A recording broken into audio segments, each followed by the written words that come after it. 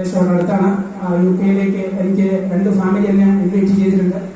എനിക്ക് ഒരു വർഷത്തിൽ 20 ലീവ് ലഭിക്കുന്നുണ്ട്, കമ്പനി തരുന്നുണ്ട്.